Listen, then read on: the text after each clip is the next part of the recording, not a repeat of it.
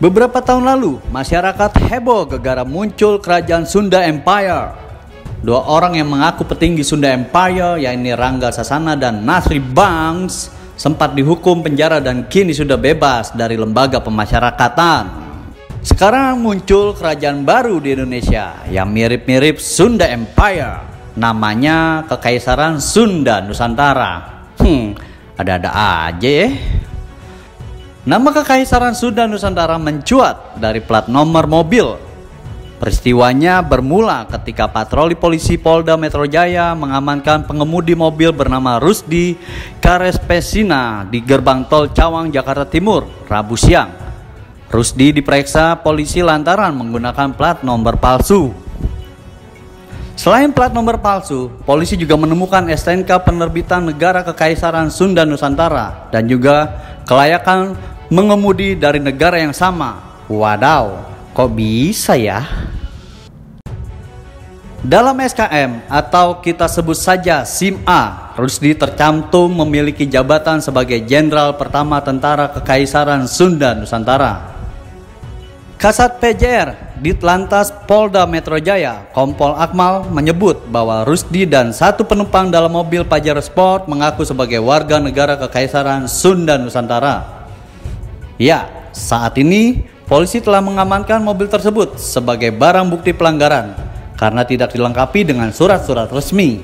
Sedangkan dua penumpangnya yang mengaku warga Kekaisaran Sunda Nusantara masih diperiksa. Untung aja nggak disuruh pulang ke negaranya. Nagasaki jatuh, maka negara pertama kali kerajaan yang diberdirikan adalah Vatikan. 15 Agustus tahun 1945. 15 Agustus 1945 kemudian Vatikan membentuk negara-negara lain, Inggris, Amerika, British, seluruhnya.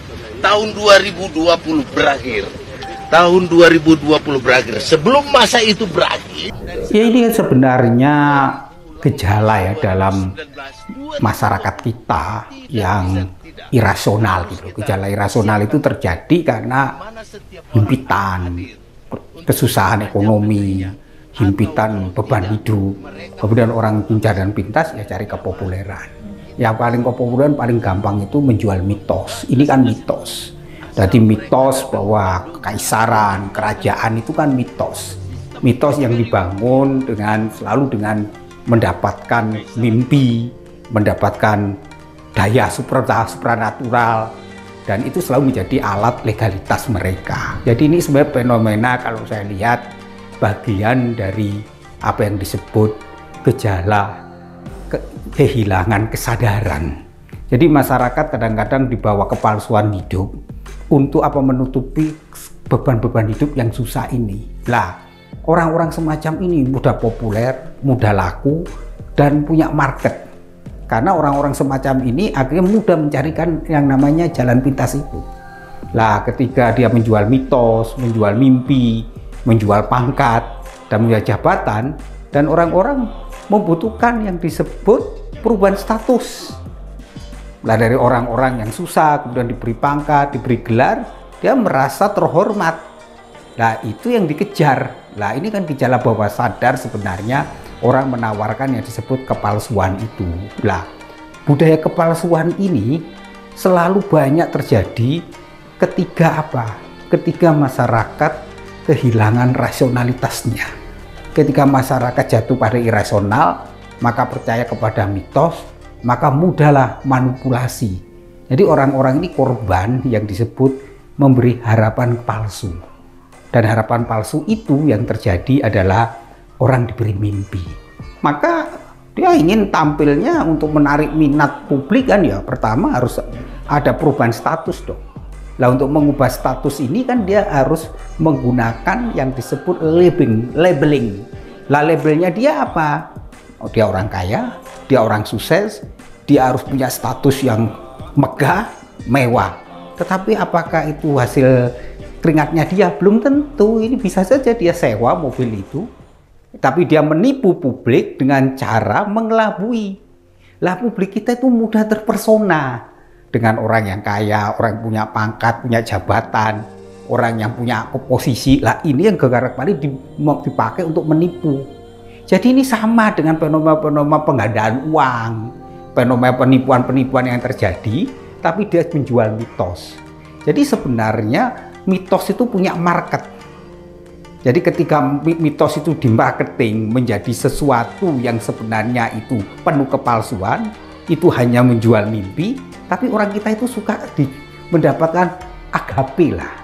Suka mendapatkan apa ya, yang namanya kesemuan, bukan suatu realitas. Jadi orang ini bermimpi menjadi kaisar, jadi presiden, jadi orang kaya, tetapi sebenarnya itu hanya mimpi doang. Karena dalam realitanya mereka ini hanya semacam mengelabui aja. Jadi ini bentuk-bentuk penipuan yang sebenarnya menipu publik, yang tujuan apa? Untuk menggalang dana. Jadi ini kan sebenarnya jalan pintas itu. Nah, dalam jalan pintas seperti inilah orang akhirnya tidak mau bekerja keras, tidak mau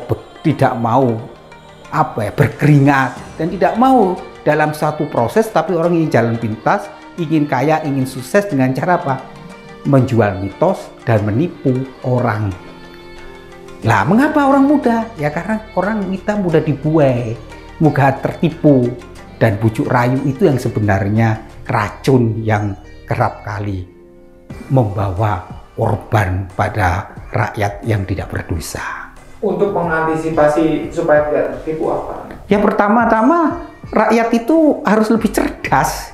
Jangan mudah terbuai oleh tipu rayu, jangan terbuai oleh penampilan, jangan terbuai oleh mimpi, jangan terbuai oleh janji palsu. Jadi kalau dia iming-iming bisa dapat pangkat, dapat posisi jabatan, kan harus tahu, maka cek dulu rekam jejaknya, siapa orang itu, kok tiba-tiba orang yang tidak pernah dikenal, tidak punya rekam jejak, tidak punya itu, kok mampu menghipnotis. Ini kan gejala hipnotis.